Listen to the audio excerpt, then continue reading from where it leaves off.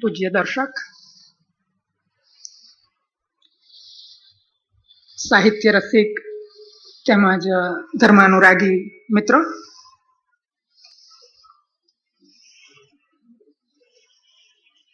આજે સવારે ઘરેથી નીકળતા હતા ત્યારે જ મનુભાઈએ મને કહેલું કે પરિચયનું ને એવું બધું થોડું ઓછું રાખજો. હવે મને ટૂંકું બોલતા આવડે નહીં એટલે શરૂઆતથી જ મુશ્કેલી. મારો ઈરાદો એવો હતો કે હું થોડું લાંબુ બોલું ત્યાં સુધીમાં મોડા આવનારા લોકો આવી જાય કે જેથી ઓછામાં ઓછું મનુભાઈનું તો મિસ ન કરે, મારું ભલે કરે. રવિવારની આટલી વહેલી સવારે અને જ્યારે શુક્ર શનિ તો કેટલી બધી ઉપાધિઓ હોય છે ત્યારે તમે આવ્યા છો તો તમારું સ્વાગત કરતા મને ખૂબ આનંદ થાય છે. વિટમેને ક્યાંક કહ્યું છે કે આઈ કન્ટેઇન મલ્ટિટ્યુડ્સ. માણસ માત્રમાં એક કરતા અનેક વ્યક્તિત્વો હોય છે,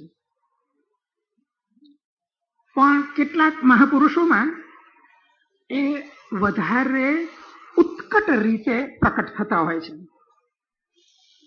એમ આજે આપણે જેમને સાંભળવાના છીએ કે એક નહીં એટલે એમના પણ અનેક વ્યક્તિત્વો છે, પણ બે ઉત્કટ છે. એક છે તે મનુભાઈ પંચોળી અને બીજા છે તે દર્શક.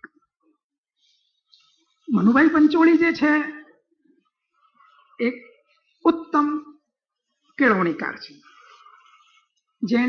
જેને આપણે આમૂલ ક્રાંતિ કહીએ. કેળવણી એટલે પુસ્તકીય નહીં, નરી પંડિતાઈ નહીં, પણ જીવનની સાથે અનુબંધ ધરાવતી કેળવણી, એવું શિક્ષણ. એની એક ક્રાંતિકારી કલ્પના, દ્રષ્ટિ, અને માત્ર કલ્પના કે દ્રષ્ટિ નહીં પણ એનો એક અવતાર. મારા ઘણા મિત્રો જૈન છે, એમને હું ઘણી વાર કહું છું કે તમે જ્યારે પાલિતાણા જાઓ ત્યારે યાદ રાખજો કે બાજુમાં જ એક બીજું તીર્થ સ્થળ છે અને એનું નામ છે લોકભારતી. કેળવણીકાર મનુભાઈ વિશે કંઈ વાત કરવી એ માટે ઘણો લાંબો સમય જોઈએ, એટલે અને એમણે જ મને ના પાડી છે એટલે શું કરું, એટલે માત્ર 2-4 ઉલ્લેખો કરી દઉં છું કે તમારામાંથી જેમને એ વિષય જાણવાનો રસ હોય અને તો એ વિષયના થોડાક ઉત્તમ પુસ્તકો ખુદ મનુભાઈએ જ લખ્યા છે. એમાંનું એક કદાચ સૌથી શ્રેષ્ઠ તે આ સદ્ભિહી સંઘ છે. એ એક રીતે જુઓ તો એક આત્મકથા છે, જીવન ચરિત્ર છે, પણ એ જે આત્મકથા છે તે વ્યક્તિની, મનુભાઈ પંચોળીની આત્મકથા નથી, એ સંસ્થાની આત્મકથા છે. એટલે કેવી રીતે ગ્રામ દક્ષિણામૂર્તિ શરૂ થઈ, કેવી રીતે લોકભારતી શરૂ થઈ, કેવી રીતે આંબલા, સણોસરા, માયધાર, મણાર, એ બધી સંસ્થાઓ અને એ બધા સ્થળો, એ વિશે એમણે કેટલીક અદ્ભુત, ઉત્કટ, અનુપમ વાતો એમાં કરી છે. અને એમાં જે પેલી વ્યક્તિગત અને એમની જે વિનમ્રતા છે, આપણો મૂળ સંસ્કૃત શ્લોક તો એવો છે કે સતામ સદ્ભિહી સંઘ, કે સજ્જનોનો જ્યારે સજ્જનો સાથે સંગ થાય છે એ કથમપી પુણ્ય ન જાયતે, એ કોઈ બહુ જ પુણ્ય કર્યા હોય તો જ એ બને. પણ મનુભાઈની નમ્રતા એવી છે કે એમાં પેલો સતામ શબ્દ કાઢી નાખ્યો છે, પણ આપણને તો એનાથી વધારે ખબર છે. એ સંસ્થા વિશે તમારે જો થોડુંક હજી વધારે જાણવું હોય તો એમણે જ મનુભાઈએ જ કહ્યું છે કે ઝાડના પારખા ફળ ઉપર છે. બધી મોટી વાત કરીએ પણ પરિણામ શું આવ્યું એ અંતે મહત્વનું છે. તો કોઈ પણ વિદ્યા સંસ્થાની સાચી કસોટી એના વિદ્યાર્થીઓ છે કે વિદ્યાર્થીઓએ પછી જીવનની અંદર શું સિદ્ધ કર્યું, શું સંપાદન કર્યું, કઈ રીતે સંસ્થાના નામને એમણે ઉજાળ્યું. તો એ માટે લોકભારતીએ જ એ ઝાડના પારખા ફળ પરથી એની એક બહુ જ આમ વાંચો તો રોમહર્ષણ કથા, એ એક પુસ્તિકાઓની આ શ્રેણી છે. હું તો એક દ્રષ્ટાંત તરીકે તમારી પાસે રજૂ કરું છું. તો આ છે કેળવણીકાર મનુભાઈ. એ ઉપરાંત પણ બીજું ઘણું છે. ગાંધી વિચારસરણી વિશે તો એમના વ્યાખ્યાનો આપણે આ વર્ષે જ સાંભળ્યા. ગાંધીજીના તત્વજ્ઞાન વિશે આનાથી વધારે અધિકારપૂર્વક કહી શકનાર માણસો કદાચ આખા ગુજરાત તો શું, આખા ભારત દેશમાં બહુ ઓછા છે. ઇતિહાસકાર મનુભાઈ, એમનો આપણો વારસો ને વૈભવ, એ જો તમારે ભારતીય સંસ્કૃતિ વિશે જો એક જ પુસ્તક વાંચવું હોય તો કદાચ એ એક જ કૃતિ જો તમે વાંચો તો એક સમગ્ર આલેખ એનો મળી જાય. ઘણા મિત્રો ઘણી વાર એમ કહે છે કે અમને આની બહુ ખબર નથી, છોકરાઓ અહીંયા ઉછરેલા છોકરાઓ પૂછે છે તેને એને શું કહેવું, એમના સવાલોનો શો જવાબ આપવો. માત્ર તમે આ એક પુસ્તક વાંચશો તો એના ઘણા બધા પ્રશ્નો, તમારા બાળકોના નહીં તમારા પ્રશ્નો પણ એનો જવાબ તમને એમાંથી મળશે. મનુભાઈનું જે બીજું વ્યક્તિત્વ છે તે દર્શક, ઉત્તમોત્તમ સર્જક. એમાંય સર્જનમાં સૌથી ઉત્કૃષ્ટમાં ઉત્કૃષ્ટ તે એમની નવલકથાઓ. ગુજરાતી સાહિત્યમાં જે કેટલાક ઉત્તમ નવલકથાકારો અને કેટલીક ઉત્તમોત્તમ કૃતિઓ, અને દર્શકની સાહિત્ય સર્જન માટેની જે દ્રષ્ટિ છે એ મનોરંજનનું સાધન નથી, એ કેવળ વિનોદનો ઉપાય નથી. પણ જો એ વાંચીને તમને સ્પર્શે નહીં, તમારા હૃદયને જો એ ન સ્પર્શે, અને માત્ર હૃદયને સ્પર્શે એટલું જ નહીં, એને આલોકિત ન કરે, તો એમને લાગે છે કે પ્રયત્ન વૃથા છે. એટલે એમની જે કૃતિઓ છે એ હૃદયને સ્પર્શતી જ નથી, એને આલોકિત કરે, એને અજવાળે, જીવનમાં એક પથદર્શન આપે, અને છતાં એની સર્જકતા, એની કલાત્મકતા. ઉત્તમ કૃતિઓના 2-4 નામો આપું. એક છે દીપ નિર્વાણ, એનાથી વધારે સંઘેડા ઉતાર. એક તમે એક શિલ્પ કૃતિ જોતા હો, આમ જેને અણુ એવી કંડારેલી હોય એવી એ ઉત્તમ કલાકૃતિ છે. એમની કીર્તિદા કૃતિ, તે ઝેર તો પીધા છે જાણી જાણી, એના 3 ભાગ છે, અનુપમ સુંદર છે. સોક્રેટીસ, એ પણ એમની મહત્વાકાંક્ષી નવલકથા છે. અને છેલ્લે લખાયેલી કે કુરુક્ષેત્ર, એ પણ એક ઉત્તમ નવલકથા બની છે.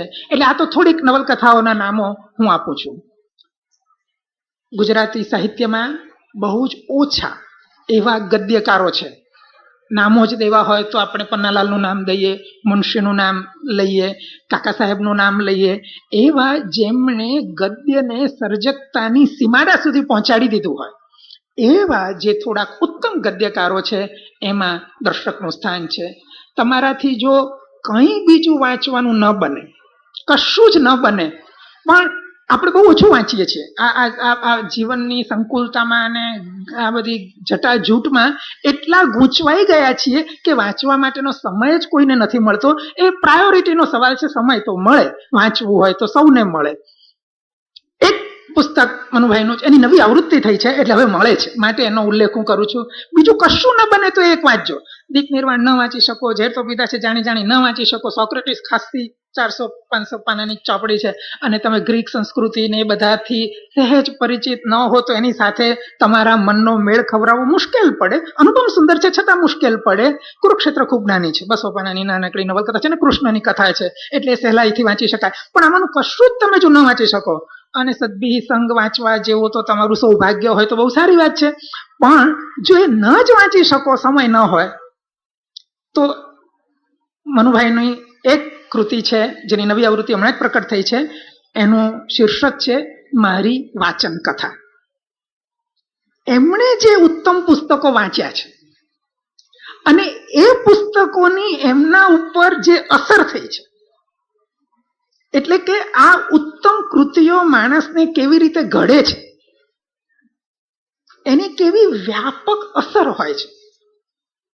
તો આ બાને તમને ઉત્તમ કૃતિઓની યાદી પણ મળી જશે, એ કૃતિઓ વિશેની માહિતી પણ મળી જશે, અને એ કૃતિઓની કેટલી વ્યાપક અસર છે એનો પણ તમને થોડો ખ્યાલ આવશે.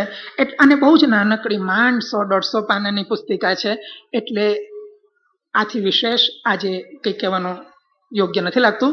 મોડા આવનારા બધા આવી ગયા છે. હિન્દુ ધર્મ ઉપર એટલે એમની જો રાહ જોતો હતો. હિન્દુ ધર્મ ઉપર એક અનુપમ વ્યાખ્યાન માળા આપણે આજે સાંભળવાના છીએ.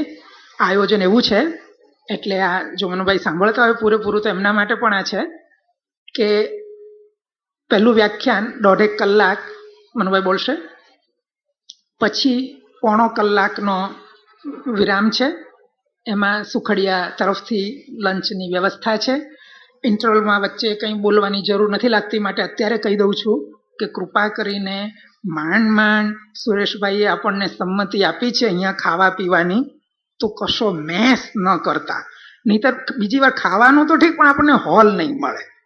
એટલે સુરેશભાઈનું આ જે સૌજન્ય છે, અપાર સૌજન્ય છે, એનો ગેરલાભ કૃપા કરીને ન લેતા.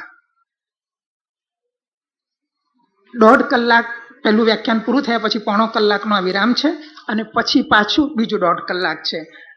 તમને જે કહેવાનું છે માત્ર લંચની વાત નથી કહેવાની, એક બીજી વાત પણ કહેવાની છે. મનુભાઈનો વાત્સલ્ય અપાર છે, એમનો પ્રેમ ઉત્કટ છે, એટલે એ તો ના નહીં પાડી શકે, પણ મારે પાડવી જોઈએ. પહેલા અને બીજા વ્યાખ્યાન વચ્ચેનો જે સમય છે એ દરમિયાન તમે મનુભાઈને પરેશાન ન કરતા. આપનો આભાર.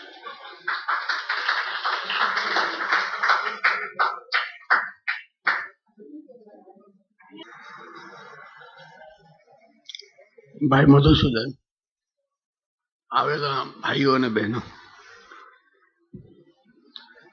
એમણે પોતે કહ્યું, એમાં એવું એક વાક્ય કહ્યું કે મોડા આવનારા, હું એમાં સુધારો કરીશ, મોડા પહોંચનારા. તમારા સૌને મળતા મને બહુ આનંદ થાય છે.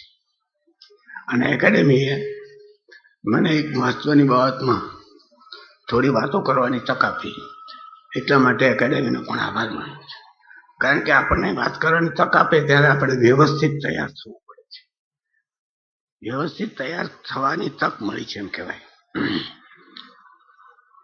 જે વિષય વિશે મારે કહેવાનું છે એ ખાસો લાંબા ગાળાનો સમય છે. એ ઋગ્વેદથી રામકૃષ્ણ, એ હિન્દુ ધર્મ શબ્દ પણ એના માટે અધૂરો છે. કારણ કે હિન્દુ ધર્મ ઈસવીસનની પૂર્વે 2જી સદી સુધી હતો જ નહીં. તે વૈદિક ધર્મ કહેવાતો, આર્ય ધર્મ કહેવાતો. આજે જેને આપણે હિન્દુ ધર્મ કહીએ છીએ તે હિન્દુ ધર્મ તે વખતે કહેવાતો નહોતો. પણ આજે જે સંસ્કૃતિ છે એ સંસ્કૃતિનો આરંભ ઋગ્વેદથી માંડીને રામકૃષ્ણ સુધી કેવી રીતે પ્રવાહ ચાલ્યો, એટલે ખાસા 5-6 હજાર વર્ષ થાય. તો 5-6 હજાર વર્ષનો ગાળો મારે તમને 2-3 કલાક 4 કલાકમાં કહેવો તો એ તો કઈ આપણું ગજું નથી, પણ પ્રયત્ન કરવો જોઈએ. પહેલી વાત મારે આ પ્રવાહ વિશે જે કહેવાનું છે એ છે કે જેને આપણે હિન્દુ ધર્મ કહીએ છીએ તે ધર્મની મુખ્ય ખાસિયત એ જીવનનો સ્વીકાર કરવાની છે, એક્સેપ્ટન્સ ઓફ લાઈફ. જીવનનું રિજેક્શન નહીં.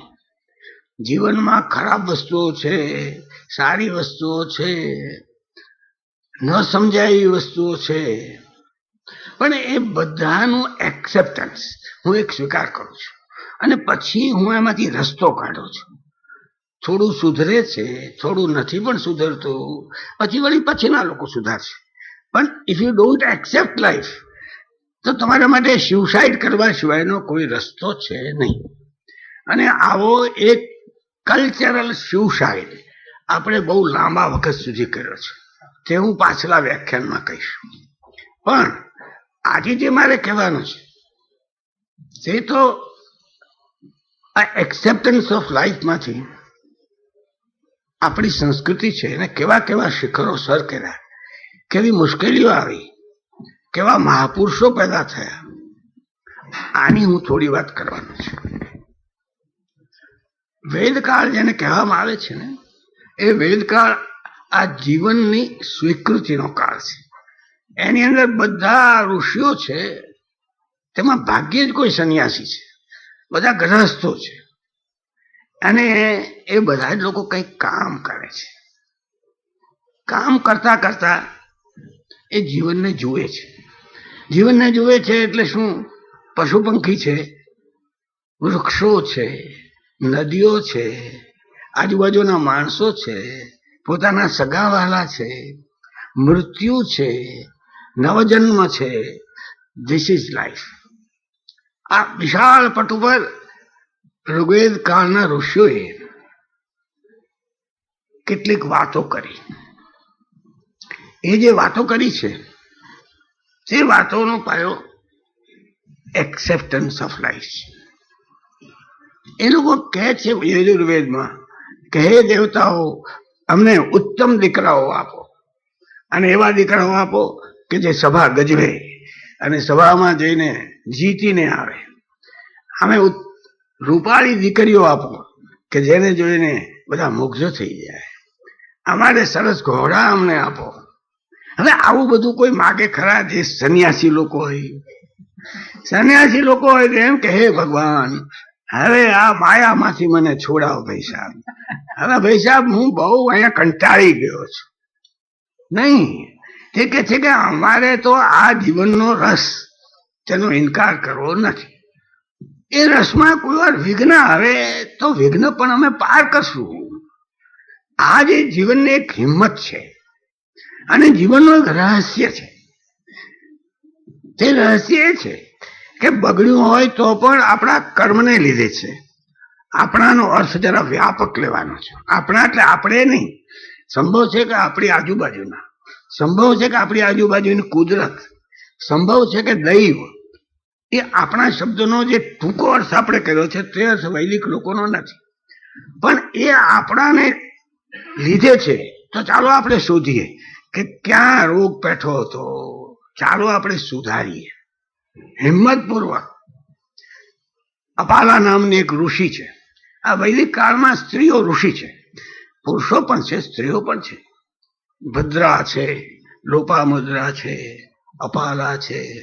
હવે અપાલા પરણીને ગઈ ત્યારે એના વરે જોયું કે એને અહીંયા એક સફેદ ડાઘ છે, જેને આપણે રક્તપિત્ત નથી કહેતા પણ સફેદ ડાઘ કહીએ છીએ. તે શરીર ઉપર ફેલાય પછી. એટલે એને કહ્યું કે નહીં, તું વહી જા, મારે કઈ તારી હારે રહેવું નથી. એ છોકરી કે હવે હું બાપને ત્યાં ક્યાં જાઉં? મારા બાપે તમારી સાથે મને પરણાવી, હવે તમે મને ના પાડો છો તો હું મારા બાપ પાસે નહીં જાઉં. હું તો રસ્તામાં ક્યાં ઝૂંપડી નાખીને રહી. એક ઝૂંપડી કરીને રહી અપાલા. અને પછી સૂર્યના સ્તોત્રો રચ્યા. સવારના પહોરમાં સૂર્યના તડકામાં બેસે અને એમ કરતા કરતા સૂર્યનો મહિમા એક ઋષિની જેમ એની પાસે પ્રગટ થયો. સ્તોત્રો રચ્યા અને અમુક વખત પછી એનો ડાઘ મટી ગયો. આપણે આજે કહીશું કે એ બધી સૂર્યના તાપની અને પ્રકાશની ટ્રીટમેન્ટથી મટી ગયો. પણ એ ટ્રીટમેન્ટ તમે કેમ નથી લેતા? હું કેમ નથી લેતા? અને પછી હું કેમ એના ઉપર કવિતા નથી કરતો? આપણે એમ કઈ ડાક્ટરે નહીં, ભગવાને મટાડ્યું. ભગવાને તે લોકો એમ માને છે કે આ જે બને છે એ ઘટનાઓ વિશ્વનો એક કર્તા છે, જેને આપણે જાણીએ કે ન જાણીએ, જોઈએ કે ન જોઈએ, કે હાલે છે કેમ, ચાલે છે કેમ, એનો કઈ ખુલાસો ભલે આપણી પાસે ન હોય, પણ દુનિયામાં આપણે જ કેન્દ્રમાં છીએ ને આપણે હું જ બધું કરું છું, મારા વાળા બધા કરે છે, એ વાત બિલકુલ ખોટી છે. તો પેલી અપાલાને તો મટી ગયું. અને પછી એનો વર આવ્યો, ચાલતું હોય ત્યારે મટી ગઈ. તું તો મહાન ઋષિ છે, તું તો મહાન દેવી છે, પધાર પધાર. જેવી લબાડી અત્યારે પણ ચાલતી હોય છે. તે પેલી અપાલા એને કહે કે બસ હવે ઠીક છે, હું નથી આવવાની, હવે તમે તમારા રસ્તે, હું મારા રસ્તે. જો તમને મારો ડાઘ ન ગમતો હોય અને ડાઘને લીધે જ આપણે પરણીએ ને ડાઘ ન હોય તો ન પરણીએ, એ વાત મને કબૂલ નથી. હું જેવી છું તેવી તમે સ્વીકારી હોત તો આપણું ગાડું ચાલત. પણ હવે મારે આવવું નથી. મારે કહેવું છે કે આ ફ્રીડમ, આવું ફ્રીડમ વિચારપૂર્વકનું, તપથી મેળવેલું, તે મેળવવાનું આજે પણ બાકી છે. વિમેન્સ લીગની વાતો ભલે થતી હોય પણ એને અપાલાને કઈ હનાનું તક નથી. આવી સ્ત્રીઓ અને આવા મહાન ઋષિઓ, તે બધાની પાસે એક મોટો જ પ્રશ્ન આવ્યો આ કાળમાં કે આપણે આ બધા જે અનારીઓ અહીંયા છે, આપણે આવ્યા તે પેલા અહીંયા રહેતા હતા બધા, જે ચીબા છે, કાળા છે, ઠીંગણા છે, નરમાંસ પણ ખાય છે, આ બધાનું શું કરવું આપણે? લડ્યા ઝઘડ્યા માર્યા ઘણું બધું ચાલ્યું. કેટલી પેઢીઓ ચાલ્યું છે આપણને ખબર નથી. પછી એ લોકો તો હરાવી શક્યા. આર્યો જીતતા ગયા અને અનાર્યોને પાછા કાઢતા ગયા. તે વખતે એમાંના કેટલાક લોકોને થયું કે આ બરાબર નથી, આપણે એને આવી રીતે મારી નહીં નાખવા જોઈએ. એ માના એક ઋષિ વિશ્વામિત્ર, જેને વિશ્વમાં કોઈ અમિત્ર છે જ નહીં, જે રાજા હતા અને રાજામાંથી તપ કરીને બ્રાહ્મણ થયા. એ વિશ્વામિત્રે કહ્યું કે આ તમે જે કહો છો કે આર્યો ઊંચા અને આર્યનું લોહી ઊંચું, એ વાત બરાબર નથી. લોહીની સાથે આર્યત્વને કઈ સંબંધ નથી, સંસ્કારને સંબંધ છે. કયા જમાનામાં કહ્યું? જે હિટલર નથી માન્યું, નથી મુસોલિનીએ માન્યું. ઈસવીસન 1939-45 સુધીની ભયંકર લડાઈ, એ લડાઈ સુધી પણ કોઈ માનતું નથી. અહીંયા પણ ગોળા કાળાનું ચાલ્યું કેટલાય વખત સુધી. તે 5000 વર્ષ પહેલા વિશ્વામિત્રે કહ્યું કે આર્ય તો સંસ્કારમાં છે, આર્ય તો લોહીમાં નથી. આટલી મોટી ડેમોક્રેસી કોણ આપે સાહેબ? આ ડેમોક્રેસી છે. હવે બોલીએ છીએ કાસ્ટ, કલર, ક્રીડ, ફલાણું ઢેકડું બધું બોલીએ છીએ, પણ અમારા વિશ્વામિત્ર તો કે દાડાનું કહ્યું હતું. અમે ભલે એના કપૂત હોઈએ, એ જુદી વાત છે. સંસ્કાર ન રાખવાય તો ન રખાય. જો મોટામાં મોટી વાત વિશ્વામિત્રે કહ્યું હોય તો આ છે કે જેને તમે કલ્ચર કહો છો, જેને તમે સંસ્કાર અથવા સંસ્કૃતિ કહો છો, એ વસ્તુ એક્વાયર્ડ કેરેક્ટરિસ્ટિક્સ છે, એ પ્રાપ્ત સંસ્કાર છે, કોઈ લોહીથી નથી આવતું. જેમ ગાયના વાછરડાને કે વાછરડીને આપમેળે શિંગડા ઉગે છે, એમ કોઈ સંસ્કૃતના પંડિતનો છોકરો કે છોકરી આપમેળે કઈ સંસ્કૃત બોલી શકતા નથી. અને જો તમે ભાષા ન શીખવો તો એ મૂંગા જ થાય. આ બધી કલ્ચર તે એક્વાયર્ડ કેરેક્ટરિસ્ટિક્સ છે. એટલે કે આપણે આપીએ અને એ ગ્રહણ કરે તો એક સાતત્ય સંસ્કૃતિનું ચાલી શકે છે. એ કોઈને જન્મ આપવાથી નથી થતું. જન્મને એને લોહીને એને કઈ સંબંધ જ નથી. આવી વાત આપણે આ દુનિયામાં વૈજ્ઞાનિક શીખતા 300 વર્ષ પહેલા આ બધું થયું. નહીં તો અહીંયા પણ બધા એમ જ મનાતા હતા કે કાળા ને ગોરા, તો કાળાના છોકરા બધા આવા જ હોય ને ગોરાના છોકરા ઊંચા જ હોય. એવું બધું આપણે ત્યાં પણ ચાલ્યું. આપણે ત્યાં પણ વર્ણાવરણીમાં આ જ ચાલ્યું. પણ એ કાળે એને આ સિદ્ધાંત સમજાયો અને એને કેવી રીતે સંસ્કાર આપવા. તો આજે જેના બહુ યજ્ઞો થાય છે ને ગાયત્રીના, શું કરે છે મને ખબર નથી, મને ખબર નથી. પણ એ ગાયત્રી મંત્ર આટલા માટે વિશ્વામિત્રે રચ્યો. ઓમ ભૂર્ભુવઃ સ્વઃ તત્સવિતુર્વરેણ્યં ભર્ગો દેવસ્ય ધીમહિ ધિયો યો નઃ પ્રચોદયાત. હે સૂર્ય, હે પૂષણ, આ સૃષ્ટિને અન્ન, જળ, પ્રકાશ આપવા વાળો તું, તારે પાસે ક્યાં ખોટ છે? તારો ખજાનો ક્યાં ખૂટી જવાનો છે? તે થોડો પ્રકાશ મને આપને. ઓમ ભૂર્ભુવઃ સ્વઃ તત્સવિતુર્વરેણ્યં. હે સવિતા, તું તારી પાસે તો અખંડ પ્રકાશનો ભંડાર પડ્યો છે, તો હું તો અજ્ઞાન છું, તો જરાક તું મારું અંધારું દૂર કર. છોકરા પ્રાર્થનામાં માગી શકાય છે, ધન માગી શકાય છે, મકાન માગી શકાય છે, રાજ્ય માગી શકાય છે, રૂપ માગી શકાય છે, આયુષ્ય માગી શકાય છે. અને પ્રાર્થનાનો આપણે આ જ અર્થ કરીએ છીએ. પણ વિશ્વામિત્રે શું કહ્યું? આ એક જ ચીજ માગો કે મને તું પ્રકાશ આપ. અને તે પણ કેવી રીતે કરવું? કઈ આપવાનું નહીં, આ મૂકો ને તે મૂકો ને અહીંયા આ મૂકો ને અહીંયા આ મૂકો ને અહીંયા આ મૂકો ને અહીંયા આટલું મૂકશો તો આમ થશે, અને જો તમે આવું આપશો તો આવડો પ્રસાદ મળશે, આવું આપશો તો આવડો પ્રસાદ મળશે. જાઓ ને તમે મંદિરોમાં. આઈ એમ ashamed of those temples કે જ્યાં તમે 500 રૂપિયા આપો તો એક પ્રસાદ મળે અને 100 રૂપિયા આપો તો બીજો પ્રસાદ મળે. આ વૈષ્ણવના મંદિરમાં જાઓ તમે નહીં તો કે તારે કાંઈ દેવાની જરૂર નથી ભાઈ, તું હાથમાં પાણી લે, સૂર્ય સામે ઉભો રહે અને પ્રાર્થના કર. હવે પાણી તો પંજાબમાં સપ્ત સિંધુઓ વહેતી હતી, એમાં કઈ છૂટો નહોતો, સૂર્યનો પ્રકાશ હતો જ. આથી સસ્તી પ્રાર્થના કઈ હોઈ શકે? એક કોડી પણ આપવાની નથી, તમારું હૃદય આપવાનું છે કે તમે મને પ્રકાશ આપો.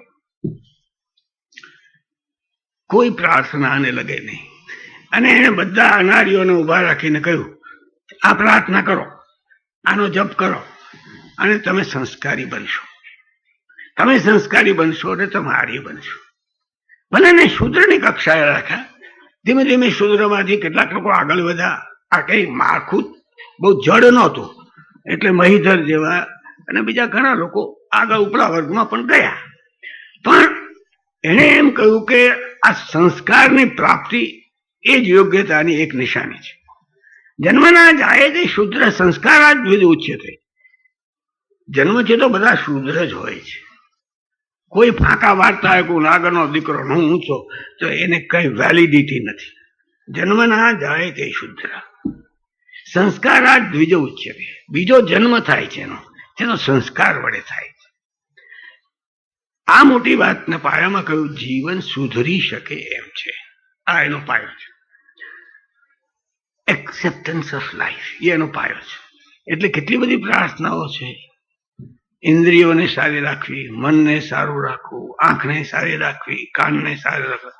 ઓમ ભદ્રમ કર્ણેભિઃ શૃણુયામ દેવાઃ ભદ્રમ પશ્યેમાક્ષિભિર્યજત્રાઃ સ્થિરૈઃ અંગૈઃ તુષ્ટવાનસ્તનૂભિઃ દશેમ દેવહિતં યદાયુઃ.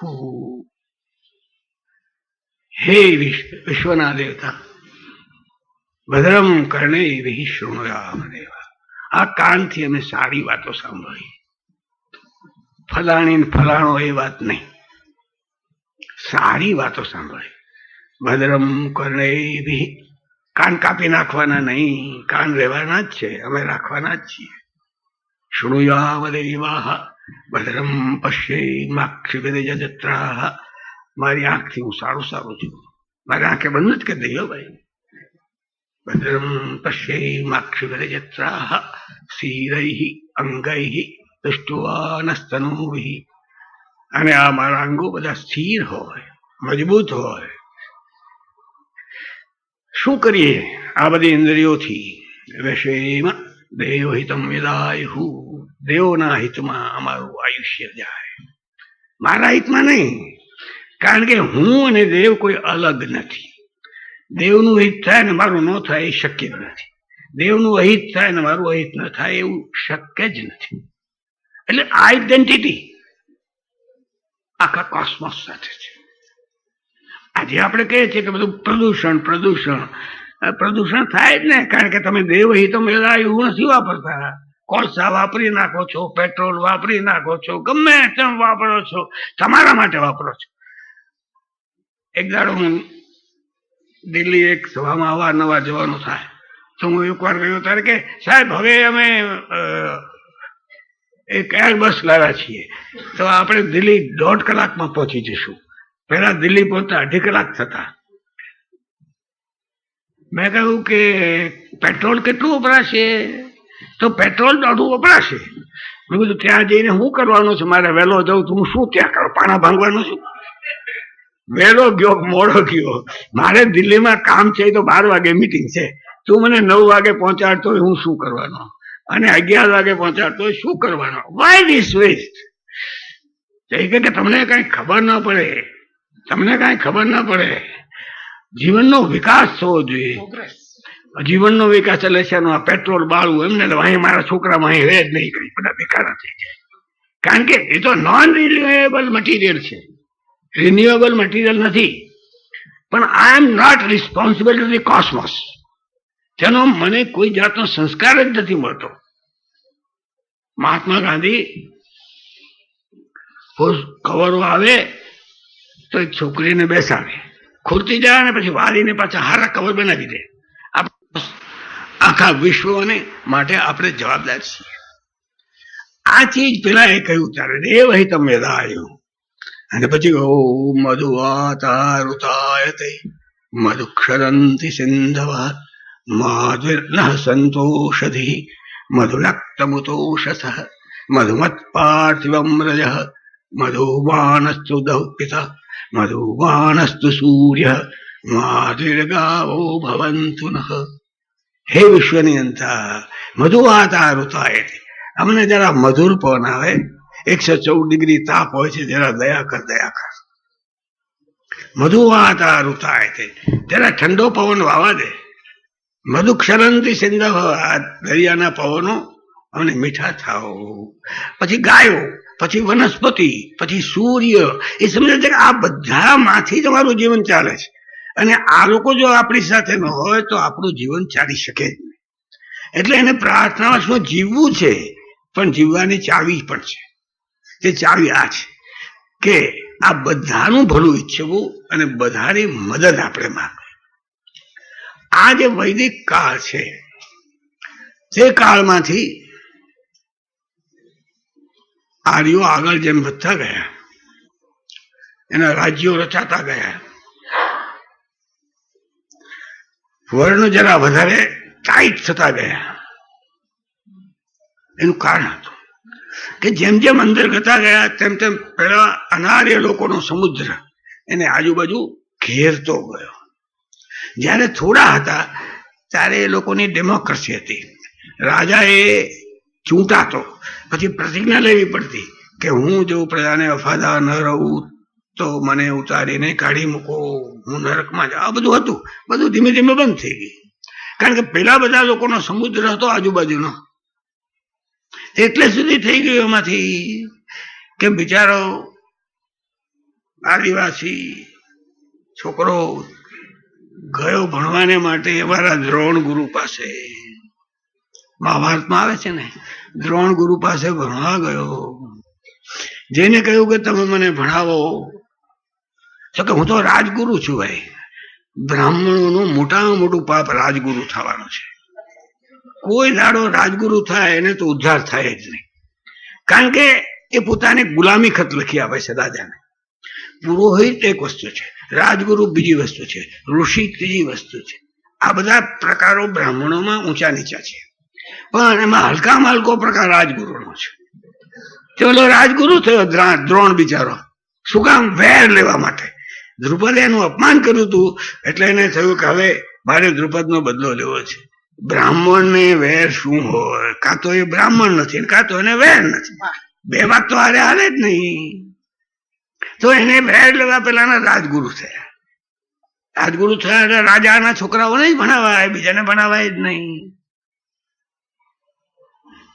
આ બિચારો ગયો થઈને ક્યાંક મને ભણાવો, તો કે ના ભાઈ, અમે કઈ તમને કાળા આદિવાસીઓ ન ભણાવાય, કે તમને ભણાવીને તો હાલા માર્યા કરો. એટલે નહીં તો તમે માણા મારો તો હાલા જ મારે છે, નહીં ભણાવાય. તો આ કે સારું. એની મેળા એ દ્રોણની મૂર્તિ કરી, એનું ધ્યાન કર્યું, અને એ તો મોટો યોદ્ધો થઈ ગયો. યુદ્ધો થઈ ગયો ત્યાં એક દાડો આ બધા પાંડવોને જય ચેડ્યા. એની હારે કૂતરો, તે કૂતરો ભસા કરે, અને પેલો જે આદિવાસી છોકરો છે તે તો પાણીના રેલાની જેમ તીર ફેંક્યા કરે. કૂતરો ભસતો હતો એટલે એને ધ્યાન ગયું, એટલે એને રાઘવ વિદ્યા બાણમાં હતી, એટલે એવી રીતે બાણ માર્યા કે મોઢામાં પેશી કઈ ભીંધાયો નહીં, પણ એક પછી એક નાખીને મોઢું બંધ થઈ ગયું. જેમ ડાટો દઈ દે ને એમ બાણનો ડાટો દઈ દીધો. પછી કૂતરો આવ્યો તો પાંડવોને અર્જુનને ચકિત થઈ ગયા. અરે આવી વિદ્યા તો મારી પાસે નથી, આ કોણ? એટલે જ ગયા ગોતતા ગોતતા. તો પેલા ને જોયું, ભાઈ મને આ દ્રોણ ગુરુ શીખી છે, આ દ્રોણ. પાછા ગયા અને દ્રોણને કહે, તમે તો કહેતા હતા કે અર્જુન કહે કે મારા જેવો કોઈ બનાવવાળી નથી, પણ મેં આ જોયો છોકરો તો મારા કદાચ ક્યાંય ચડી જતો છે, હવે શું થશે? એને દ્રોણ એની પાસે ગયા. એટલે આવું આવ્યા એટલે બિચારો પગે લાગ્યો, દંડોત પ્રણામ કર્યા. પછી શું આજ્ઞા છે? તો કે તું મારી પાસેથી વિદ્યા શીખ્યો છું? તો કે હા, આ તમારી મૂર્તિ રહી જો ને એની સામે જોઈને મને બધી પ્રેરણા થતી. સારું, તો તારે મને દક્ષિણા આપવી પડશે. હમણાં એક ગમતમાં એક બેનને હું કહેતો હતો કે મારા બંધન અને મુક્તિનું એક પાત્ર રાજશેખર છે, એના ઉપરથી તમે નામ પાડ્યું તમારા દીકરાનું, મને ફી દેવી પડશે. હું ગમત કરતો હતો એમની સાથે. પણ પેલા તો સિરિયસલી ગયા કે તું દક્ષિણા આપ, કે જે માગો એ આપું. તો કે તારો જમણો અંગૂઠો કાપી નાખ, કાપી નાખ, કે જેથી તીર ચાલી ન શકે અને કોઈ અર્જુનનો બરોબરીઓ થાય નહીં. એ બ્રાહ્મણોના પાપનું હજી પ્રાયશ્ચિત થયું નથી. હું કહેતો આદિવાસીઓનું શિક્ષણ આપનારા જુગતરામ કાકાને મેં કહ્યું હતું વ્યાખ્યાનમાં કે જુગતરામભાઈ દ્રોણાચાર્યનું પ્રાયશ્ચિત કરી રહ્યા છે. આ બધા કાળા છોકરા છોકરીઓ, ઓહો, શું તમે જુઓ તો ખુશી ખુશી થઈ જાય, પંખીના જેમ ગીત ગાતા હોય. આ કૃત્રિમ જીવન. તે લોકોને જુગતરામભાઈ બારણા ખોલી આપ્યા. તો એ દ્રોણાચાર્યનું પ્રાયશ્ચિત છે. સંસ્કૃતિ એ આપમેળે આવતી નથી, તમારે એને વિચારપૂર્વક જાળવવી પડે છે. દર્શન અને આચાર એમાંથી ચારિત્ર્ય આવે છે. તે દર્શન તમારે પકડી રાખવું પડે છે કે વિશ્વામિત્ર જો ક્ષત્રિયમાંથી બ્રાહ્મણ થાય તો આ એકલવ્ય શા માટે ક્ષત્રિય ન થઈ શકે? પણ ન થવા દીધું. અને મહાભારતની લડાઈ થઈ ને ત્યારે એકલવ્ય કૌરવો ભેગો ગયો.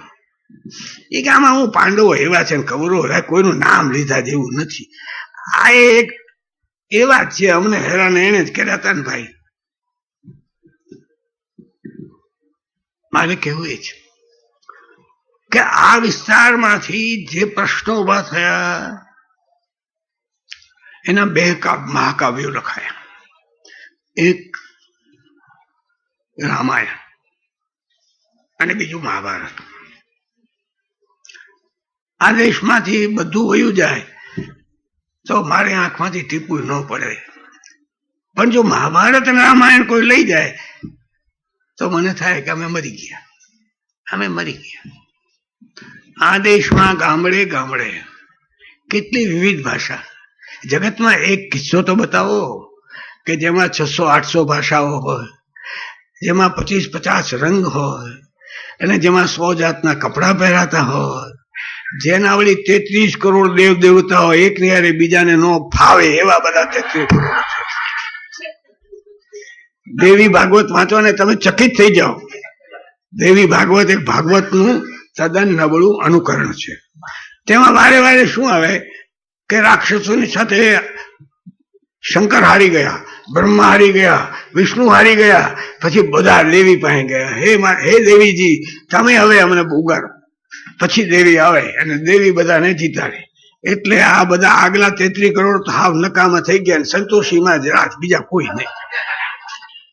આ બધું નોન સેન્સ ચાલ્યું છે, કારણ કે મૂળ વાત ભૂલાઈ ગઈ છે. મૂળ વાત છે તે વાત પ્રમાણે ચાલ્યા હોત તો આ બધું થાત જ નહીં.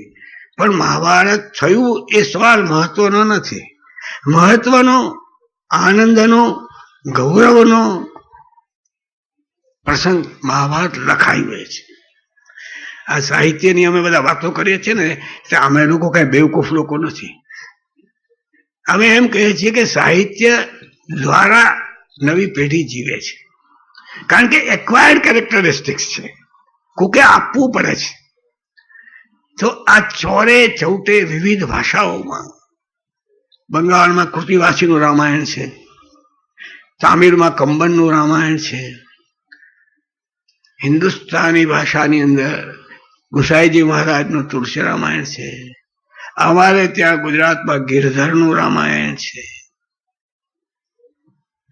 ઓ કેટલે ઠેકાણે આ ગયું, કેટલે ઠેકાણે. અને એમાંથી શું થયું? બે વાતો કહું છું. 3 વાત કેવી છે રામાયણ વિશે. કારણ કે રામાયણ એક બળ છે, રામાયણ એક હિસ્ટોરિકલ ફોર્સ છે. એ ચોપડી નથી, એ કોઈ સાહિત્ય કૃતિ નથી માત્ર. It has become a historical force. આ દેશમાં એક ઐતિહાસિક બળ છે. જેમ બાબર એક બળ છે, અકબર એક બળ છે, ગાંધીજી એક બળ છે. આ બધા બળોના જેવું પ્રત્યક્ષ બળ એ આ મહાભારત અને રામાયણ છે. આ રામાયણમાં કેવું એક આવે છે કે પૃથ્વી ઉપર બધા બહુ ત્રાસ થઈ ગયો રાક્ષસોનો. ત્યારે પૃથ્વી બ્રહ્મા પાસે ગઈ અને બ્રહ્મા પાસે જઈને કહ્યું, તમે હવે કંઈક ભગવાનને કોક અવતાર લે અને આ કંઈક અમને રક્ષણ આપે. બ્રહ્મા કે ચાલો જઈએ વિષ્ણુ પાસે. ગયા, જાઓ તમારે. તો પણ તમે અવતાર લેશો એ ખબર કેમ પડે? આમાં શ્રદ્ધા નહીં, વિશ્વાસ મુખ્ય વસ્તુ છે, તો જીવી શકાય. આફ્રિકા આપણો ઓવર ગયો છે, તે કહેતો ગયો છે 60 વર્ષે આવી તો 6 વર્ષ બાય કાઢી શકે, એ આધાર ના ટેકે. પણ કઈ કહ્યું જ ન હોય. પીપળાના પાન ગણજે, જેટલા પાન થાય એટલા વરે આવીશ, તો બાઈ મરી જાય વહેલી. તો આ લોકોએ કહ્યું કે તમે જન્મવાના છો એમ કોઈ એમ ન ચાલે. અમને કહો કે તમે જન્મ્યા એમ અમને કેમ ખબર પડે, તો અમને ધીરજ રહે. અદભુત વાક્ય છે ભાઈઓ, અદભુત. Nothing comparable to it. કહે છે કે જ્યારે તમે એમ સાંભળો કે રાજાના રાજકુમારો મહેલ છોડીને વનમાં જંગલી લોકો, વનવાસી લોકોની સાથે રહેવા ગયા, ત્યારે જાણજો કે મારો અવતાર થયો છે. વાહ વાહ, શું અદભુત વાત કહી છે. જ્યારે રાજાના રાજકુમારો મહેલ છોડીને વનમાં વનવાસી લોકોને મદદ કરવા માટે નીકળ્યા, એવું તમે સાંભળો ત્યારે જાણજો કે મારો અવતાર થયો છે. મહાત્મા ગાંધીએ જ્યારે બેરિસ્ટરી છોડી અને આ બધા ગિરમિટિયાઓની સાથે જઈને રહેવા બેઠા, તે દિવસે એક અવતાર થયો છે. જે અવતારે અંગ્રેજ સરકારને કાઢી, જે અવતારે અંગ્રેજ સરકારને કાઢી, એક અશક્ય વસ્તુ જગતમાં સાબિત કરી આપી કે એક કાંકરો પણ ફેંક્યા વિના જગતની મહાનમાં મહાન સત્તાને હરાવનારા 1945માં, એ 1947માં એમ કે છે કે હવે અમને જવા દો, તમે હારા માણા, અમે હારા માણા, હવે અમારે જવું છે. આ રામાયણના વાક્યનું ચરિતાર્થ હતા છે. એ આપણે પાડીએ નહીં તો ન થાય, તો સીધી વાત છે. આંબો વાવો તો આંબો થાય, બોરડી વાવો તો બોરડી થાય. એ તો સીધી વાત છે ભાઈ. એમ ગણાય કે ગાંધીજી થઈ ગયા અને હજી આવું, પણ તું શું કરસ ડોબા? એ તો મને કહે. What right have you to ask this question? શું કરે છે તું? ગાંધીજીએ કહ્યું એમાંનું એક આટલું પણ તમે કરતા નથી, અને પછી કહે હિન્દુસ્તાનમાં કેમ ભલું ન થયું? આવા ગાંધીજી જન્મ્યા તોય, 100 ગાંધી જન્મે તોય નહીં થાય રે. શું આવવાના વર્ષ ત્યાં આવું જ રહેવાનું છે. એટલે એની પછવાડે શું થયું, કેમ ચાલ્યું? કારણ જેવા રામચંદ્રજીએ નિર્ણય કર્યો કે મારા પિતા છે, તેણે વચન આપ્યું છે મારી અપરમાને કે 2 વરદાન તું જે માગીશ તે આપીશ. અને એને વરદાન માગ્યા છે કે ભરતને આપો રાજ અને રામચંદ્રને આપો 14 વર્ષનો વનવાસ. આગલે દિવસે નક્કી થયું છે કે એને યુવરાજ તરીકે બેસાડવાના છે. અને ધજા પતાકા બધી થઈ ગઈ છે, પાણી છંટાઈ ગયું છે, લોકો આનંદમાં છે. અને રાત્રે આ ઘટના બને છે.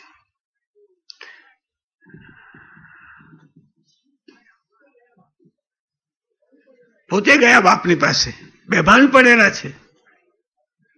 શું ભગવાનનું વર્ણન કર્યું છે વાલ્મીકી? આપણે ભગવાન કહે છે, વાલ્મીકી તેને ભગવાન કહેતા જ નથી. હું તમને પછી કહીશ કે ગતાભિષેક, અભિષેક બંધ થયો તો પણ જેનું મોઢું મ્લાન ન થયું, તો પણ જેનું મોઢું મ્લાન ન થયું, આવા એ પુરુષ હતા. કહ્યું બાપા કોને તમને શું મૂંઝવણ છે? એટલે કઈ કે એ નહીં બોલે, હું તને કહી દઉં. આમ વાત છે. સારું કે સારું, હું વનમાં જવા તૈયાર છું. અને આ ભરત છે મારો ભાઈ છે ને, એ ક્યાં કોક પારકો છે, તમે જરૂર એને ગાદીએ બેસાડો. શું શ્લોક ચંપુ રામાયણમાં કયો છે? આ બધા ઘરોમાં કોતરી રાખેલો સારું. એ પોતે જયારે વનમાં જતાનો નિર્ણય સાંભળ્યો ત્યારે માને પગે લાગ. વાલ્મીકીમાં નથી, ચંપુ રામાયણમાં. પણ ચંપુ રામાયણ લખનાર વાલ્મીકીનો આત્મા સમજે છે. શું કે છે? વનભૂમિ તનુ માત્ર ત્રાણમાજ્ઞાપિતમ મે સકલ ભુવન ભાર સ્થાપિતો વત્સ મૂર્નિ તરિહ સુકર્તાયામ આવયો સ્થર્કિતાયામ મયી પતતિ ગરીયાન અંબતે પક્ષપાત.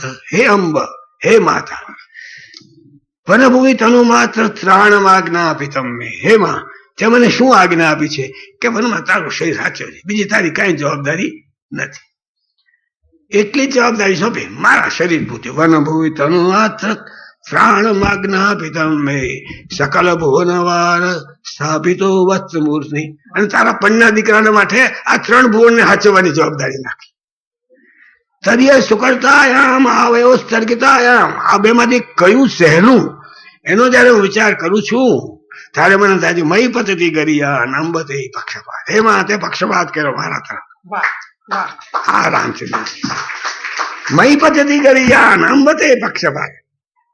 માને કોઈ કહેતો નથી, કોઈ કહેતો સાંભળતા નથી કે આ મને સિંહાસન મારું લઈ લીધું. ના, મયી પતતિ. હે માં, તે તો મને બહુ સહેલું કામ સોંપ્યું. માં, તે તો મારા ઉપર પક્ષપાત કર્યો. આ રામચંદ્રજી નીકળ્યા જયારે જવા, એટલે લક્ષ્મણ કે હું આવીશ, સીતાજી કે હું પણ આવીશ. ભગવાન એને કહે છે રામચંદ્રજી સીતાને કે ભાઈ હવે તું તો કોઈ વનમાં હારી નથી, કાંટાની તને ખબર નથી, તું આ મહેલમાં રહે અહીંયા. ત્યારે કે હું કાંઈ મહેલને પરણી નથી હો, આવી વાત ન કરો. હું તમને પરણી છું, તમે જ્યાં હશો ત્યાં હું આવીશ. ત્યારે કે બધા રાક્ષસો હોય છે ને વાઘ હોય છે ને સિંહ હોય છે તો કે તમે શું કામના છો? એ મને ખાઈ જશે, તમે બેઠા છો ને આવું કાયરની જેમ કેમ બોલો છો? અંદર વાક્ય છે, મારા પિતાએ શું નપુંસકને મને પરણાવી છે? સીતાજી મોળા નથી, ઢીલા નથી, સીતાજી મક્કમબાઈ છે. તે કે જે મને મારા પિતાએ નપુંસકને પરણાવી છે કે હું બીવું એનાથી કે વાઘ સિંહથી? મનમાં ગયા. રવિન્દ્રનાથ એવું કહે છે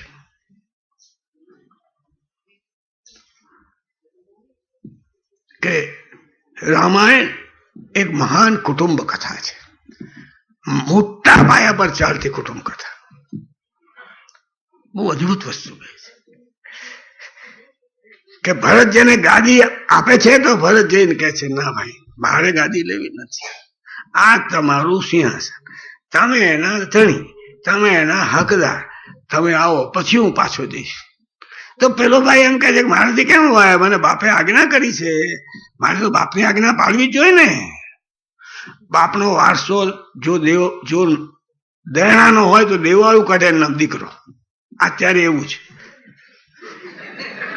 પૈસા આપે નહીં, જ્યાં જા લેવા, હું તો દેવાળું કાઢું છું. આ એમ કે છે કે મારા બાપે જે કહ્યું છે એ મારે પાડવું જોઈએ, હું તો પાછો નહીં આવું. તો પેલા ભારત શું કહે છે, રાજ તમારું છે, હું કેવી રીતે સિંહાસન ઉપર બેસું? મારી વાતો તદ્દન મૂર્ખી કે એને આવું કર્યું.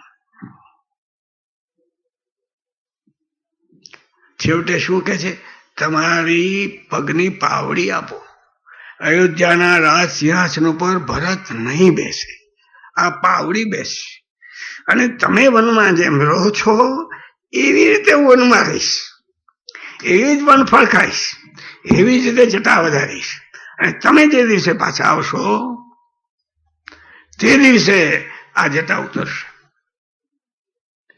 સીતા, લક્ષ્મણ, ભારત, સુમિત્રા, કૌશલ્યા, સુમિત્રાને જઈને પગે લાગે છે અને કહે છે પોતે કે માં હું તો બા જાઉં છું રામની જોડે, મોટાભાઈ જોડે.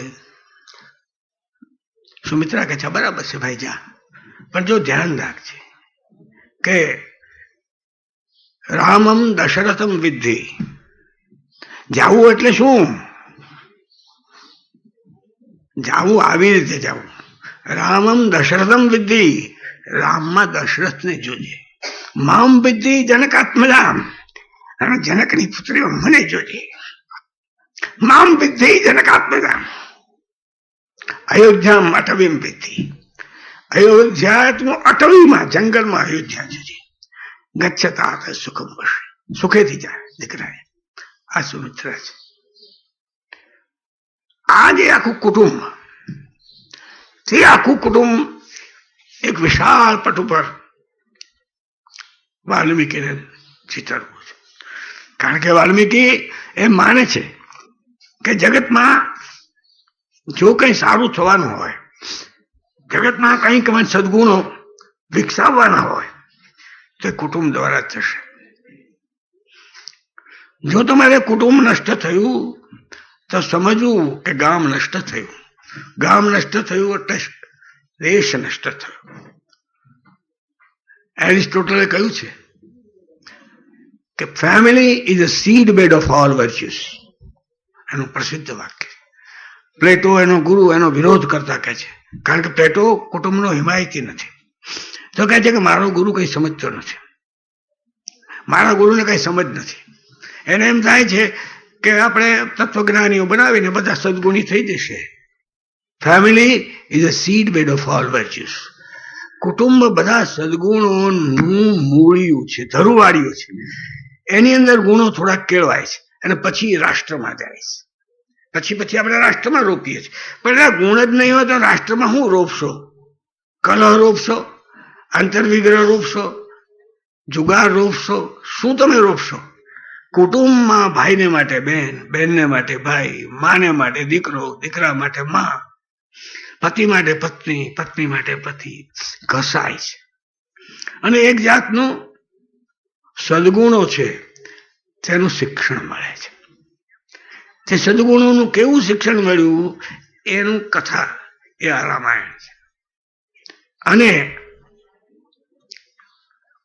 જયારે પાછા આવે છે ભગવાન, આ ભરતને એને ખાનગીમાં કહ્યું જતી વખતે કે જો તું તારી માતાને કહેતો નહીં, એની યાર ઝઘડતો નહીં, એના કડવા વેણ કહેતો નહીં.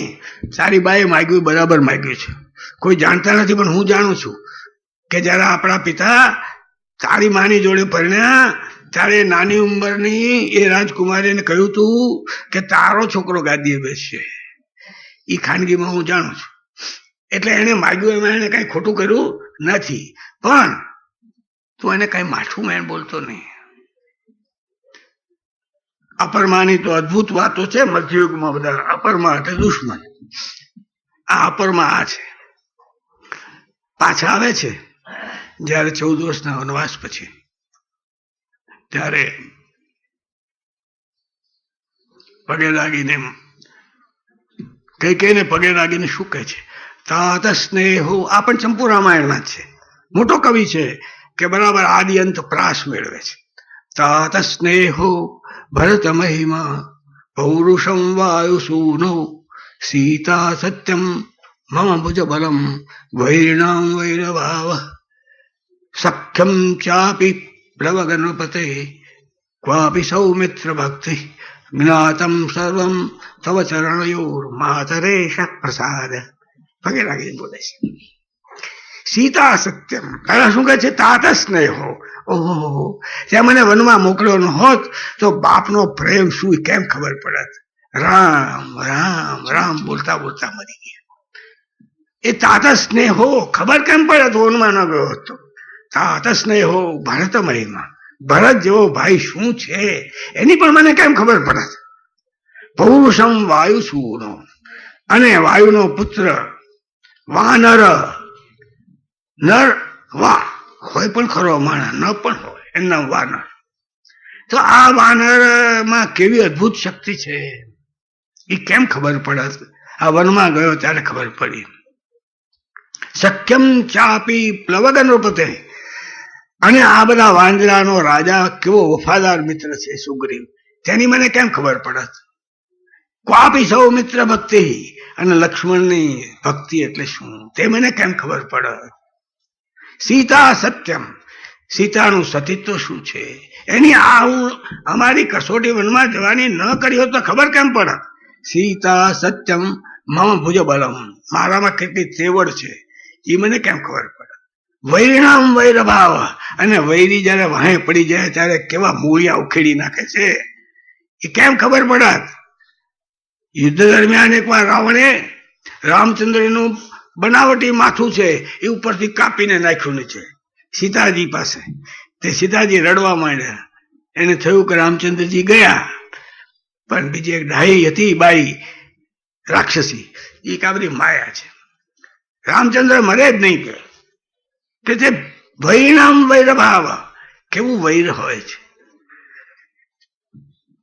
જ્ઞાતમ સર્વમ તવ ચરણયોર માતરે શપ્રસા. હે માં, તારા ચરણના પ્રતાપે આ બધું મને જાણવા મળ્યું છે. આ રામાયણ છે. અને આ રામાયણે આ દેશની અંદર કુટુંબ સંસ્થાને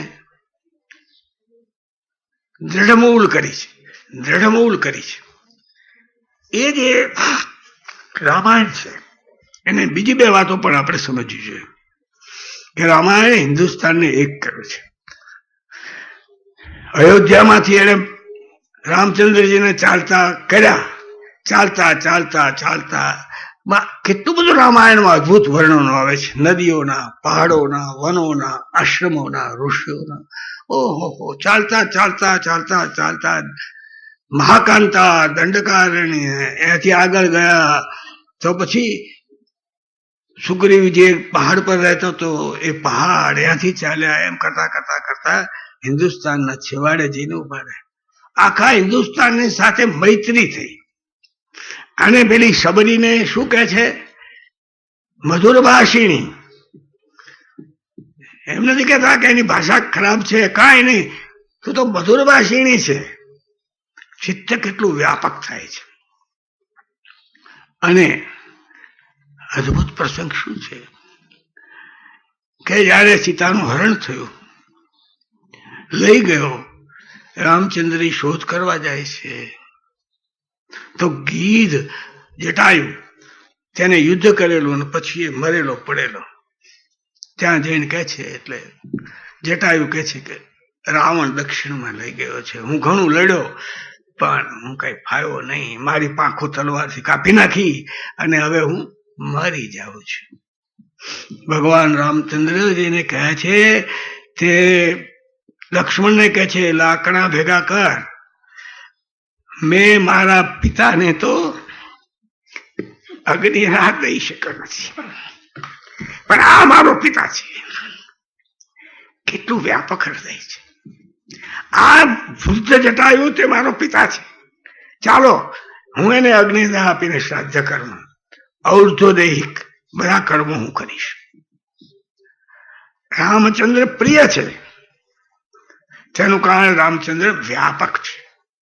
અને આ દેશની અંદર સમગ્ર દેશની યાત્રા આપણને કરાવે છે. એકલો હિમાલય હિન્દુસ્તાન નથી, વિંધ્યાચલ પણ હિન્દુસ્તાન છે, પંપા સરોવર પણ. અને આ બધા લોકો જે હિન્દુસ્તાનમાં રહ્યા, વાનરો છે, રીંછો છે, ગીધો છે, એ બધા આદિવાસીઓ એનું ટોટેમ રાખે એવા બધા માણસો છે. એ બધા લોકોની સાથે આવડા મોટા રાજાના કુંવરને આટલો બધો સ્નેહ થાય છે. રાક્ષસનું રાજ્ય ક્યારે જાય છે? આ સદગુણો જયારે રાજ્યકર્તાઓમાં આવે ત્યારે. જયારે રાજ્યકર્તાઓમાં આ ગુણ ન હોય અને કે હું તામિલનાડુનો, હું આંધ્રનો, હું કાઠિયાવાડનો, હું કણબી, હું કોળી, ત્યારે મરી જ ગયા એમ સમજો. પછી હિન્દુસ્તાન રહે જ નહીં કોઈ. આ જે એમની સ્થિતિ છે. એ ઉપરાંત જે એક વાત છે રામાયણમાં, તે આરંભમાં જ આવે છે. અલબત્ત વાલ્મીકી રામાયણ વંચાતું નથી. એની નબળી આવૃત્તિઓ, સારી આવૃત્તિઓ, મધ્યમ આવૃત્તિઓ થઈ છે અને એ વંચાય છે. મૂળ સંસ્કૃત એ સંસ્કૃતનો અનુવાદ આપણા ગુજરાતીમાં સદભાગ્યે શ્લોકબદ્ધ અનુવાદો વાલ્મીકીના થયા છે, પણ એ વંચાતા નથી. એ એની મુશ્કેલી છે. મુંબઈમાં એક બહેને કર્યા છે, હંસાબેને કર્યા છે કેટલાકો, પણ એ શ્લોકબદ્ધ ઉતરેલું છે આપણે ત્યાં. પણ એ જે છે એના પહેલા અધ્યાયમાં આવે છે, એ ધ્યાનમાં રાખવા જેવું છે.